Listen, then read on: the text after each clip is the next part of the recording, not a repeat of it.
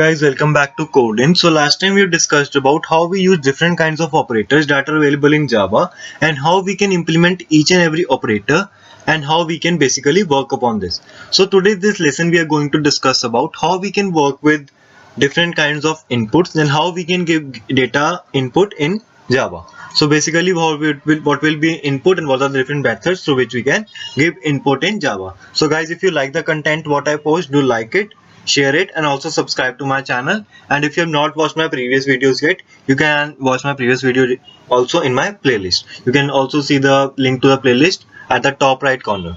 Understand what do we mean by input. Whenever we are talking about some input basically means we are interacting with the program, means we are giving our data to the program and the program will work upon the instruction that we have given to it. For example, if you want to add two numbers, what we were doing earlier, we were just defining that numbers, that the value of a will be this, the value of b will be this, then accordingly to that what we were doing the program. But if the user want to enter the number according to his choice, then what we can do, he or she can give the input to the program with the help of a input variables. So now whenever I am talking about the input type data, we can use the input type data in Java with three ways. One with the keyboard class, second with the swing components, and third with the scanner class. So now in this we are going to discuss about how we can perform all the functions upon these three categories of giving input data. First of all, we'll talk about the very easiest form of give data input, that is using the scanner class. So basically whenever we are using in this Java, particularly now, we are most probably using the scanner class because scanner class is perhaps the most easiest way to implement the user input. And basically in this we will import the scanner class and use the scanner object to perform the data. So whenever I am talking about a scanner class involves an instance of this class and uses its methods to perform the functionality. Basically the scanner class will work upon the a package that is import java.util.scanner, and it will help me add all the classes of scanner class and use that as a input. Understand this program with the help of an example. Basically what do we perform with the scanner class and how we can give a input to the scanner class. Now first of all, you can see that over here I have imported the java.util scanner as the part of Java util package. Whenever we want to use any class in a Java program, we import that particular package. Like we involve some header files in case of C++, similarly in this case what we will do, we will import a package over here. So first of all, you can see over here I have defined a package that is the java.util.scanner class. After that you can see that I have defined a public class over here, that is the scanner input. I have defined as a public class and scanner input, in which I have given that public static void main, basically which is the main function that will be called whenever I execute any Java program. Then you can see that I have initialized the scanner to read from the console. Basically whenever something will be entered in it, it will read the data from the console by using a scanner.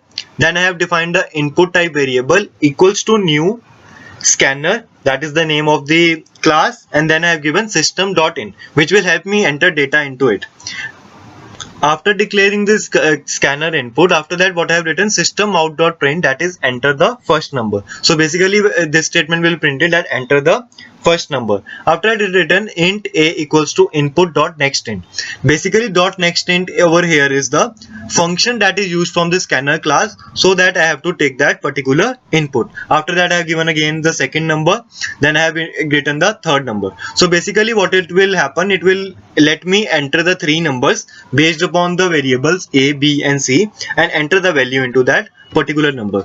So basically in this program we are calculating the average of the numbers. So in last case I have written that system out.println, the average of the three numbers a plus b divided by 3 will be shown to me. So basically in this scanner class what I have written, I have used the nextInt function, as well I have used the scanner input, which is defining me to get the input as soon as I enter that particular function, that is nextInt. So this is the function of using a scanner class. Whenever I will execute this code by compiling it and executing its code, you can see that the desired output that will come to me is that all the numbers will be entered by me first of all, and after that I will get the desired average of that numbers. The case of by using a scanner class, that how we can implement the data, basically how we can input the data and use that data in the program.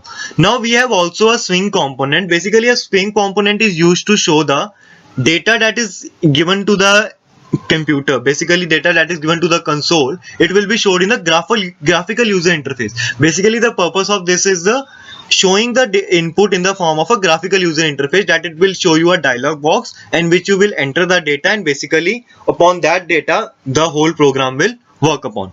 So basically whenever we are talking about swing component, it's a swing component will also involve the all the classes by importing the swing package. So what we will do while importing a swing package, import java x dot swing dot and the star. That star means that all the package of the swing class will be imported in that particular file. I am talking about the swing component, so let us understand this with the help of an program. So here what I have done, first of all, import java x dot swing, and in which we have written a star, so that it will include all the package files of the swing.h. After that I have given a public class input, swing input, in which I have given a public static void main, basically as we all do in a simpler program. So first of all I have given over here a string temp. Basically I am storing over here a data in the form of a temporary variable, that is the string temp. In the first case what I have written a temporary variable in which I have written j option pan dot show input dialog box. Basically what is this j option dot show dot input dialog box? It is a part of the swing component. So basically it will show me a dialog box in which what it will ask me the first number. In that first number will be added to the variable, that is int a, integer dot parse int, that is the temporary value. Means first number I will enter, it will be added to the a variable.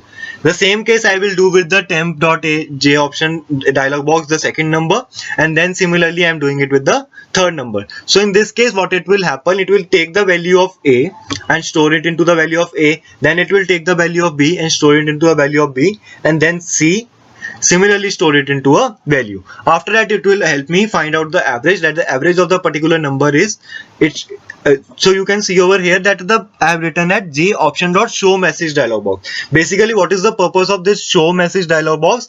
It will show me a dialog box in which the message will be printed that average is this. Used a display, basically the input message dialog box. Basically it will show the input dialog box. And what are the functions that we have used to get the user input? That is, it is using the parse int.